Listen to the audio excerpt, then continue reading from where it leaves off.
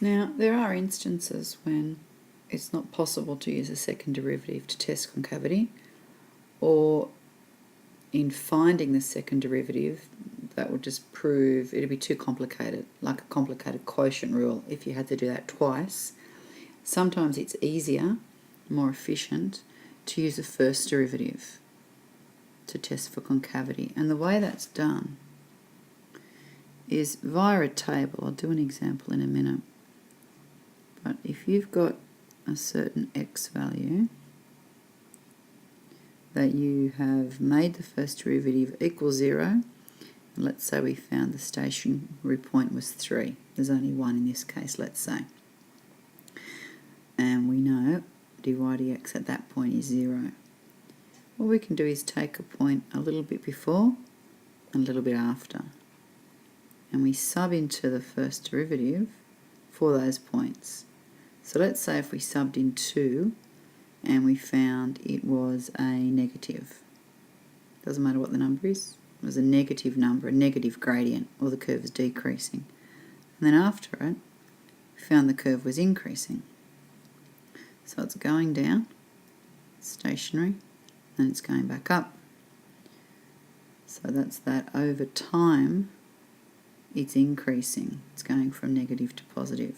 So that's how we get that the second derivative is greater than 0. So that would be a minimum, and opposite for a maximum. Now let's say when you make dy dx equals 0, let's say this time we've got two stationary points. We've got 1 and we've got 3. So if you're using the first derivative, it's very important you don't cross over the other stationary point.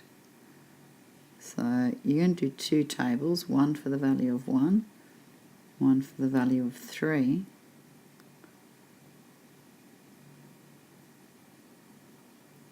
So we know at 1 the first derivative is 0, because that's how we got it, and at 3 the first derivative is 0. Now if we take points a little bit after and a little bit before, if we take, let's say we took 0 and 4, and we took 0 here and 5. Just see what the problem is? We've crossed over the stationary point. So we've gone from 1, 3 is the next stationary point, and then we've gone to 4. So that's not going to give us a good reading as to what the gradient is on either side of this point. You've got to take a point very close.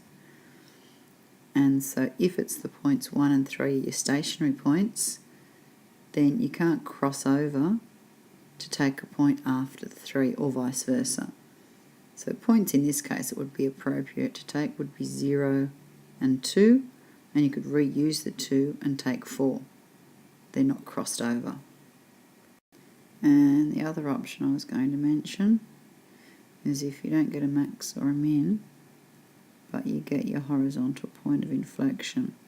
So let's say at the point 10, that's your stationary point, and you found the first derivative is 0. You take the points 9 and 11, and before 10 you get a negative, and after 10 you get a negative. What's that mean? The first derivative is talking about increasing or decreasing. So it's decreasing, stationary, and decreasing. So it's decreasing, stationary, and decreasing.